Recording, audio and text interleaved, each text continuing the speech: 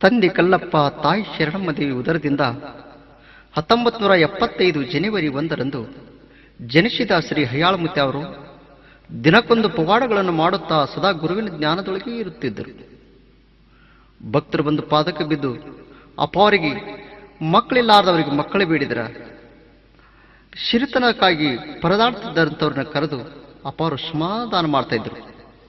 ಅವಾಗ ಯಾವತ್ತು ಗುರುವಿನ ಧ್ಯಾನದೊಳಗಿರತಕ್ಕಂಥ ಹಯ್ಯಾಳಮುತ್ಯ ಅವರು ಗುರುವಿನಲ್ಲಿ ಈ ರೀತಿ ಬೇಡ್ಕೋತಾರ, ಯಪ್ಪ ದಾವಲ ಮಲಿಕ, ಎಂಕಂಚಿ ನಾಡಿಗೆ ಬರಗಾಲ ಬಿದ್ದು ಭೂಮಿಯ ಕರ ತೀರಿಸುವುದು ಆಗಲಾರ ಸಲುವಾಗಿ ಊರ ಗೌಡರಿಗೆ ಕುಲಕರ್ಣಿಯವರಿಗೆ ಕಲಾದಿಗೆ ಜೈಲಿನೊಳಗೆ ಹಾಕಿದಾಗ ಜಾಂಜಪ್ಪ ಮುತ್ಯಾನ ಭಕ್ತಿಗೆ ಒಲಿತು ನ್ಯಾಯ ನಿರ್ಧಾರ ಮಾಡಿ ಊರ ಮುಂದೆ ಹರಿಯುವ ಹಳ್ಳದ ದಂಡಿಯ ಮೇಲ ಲೇವಡಿ ಗಿಡದ ಕೆಳಗೆ ಮಲ್ಲಿಗೆ ಹೂವಾಗಿ ಲೋಬಾನದ ಹೊಗೆ ತೋರಿದವ ನೀರು.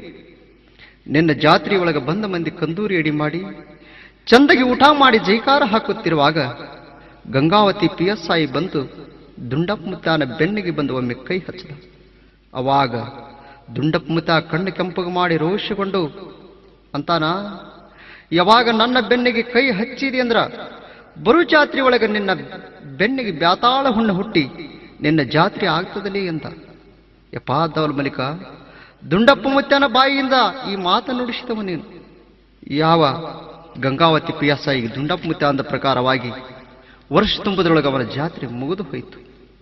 ಒಮ್ಮೆ ತಾಯಿ ಮಗುವಿನನ್ನು ಕರೆಕೊಂಡು ಬಯಲಾಟ ನೋಡ್ಲಿಕ್ಕೆ ಹೋದಂಥ ಪ್ರಸಂಗದೊಳಗೆ ಕಾಲು ಜಾರಿ ಕೂಸು ಬಾವ್ಯಾಗ ಬಿತ್ತು. ಕೂಸಿನ ಜೀವಾನೇ ಹೋಗಿತ್ತು. ಅವಾಗ ದಾವಲ ಮಲಿಕನ ಮೇಲೆ ಬಾರ ಹಾಕಿ ದುಃಖ ಮಾಡುತ್ತಿರುವಾಗ ಹೋದ ಕೂಸಿನ ಪ್ರಾಣವನ್ನು ಮರಳಿಪಡಿಸಿದವ ನೀನು.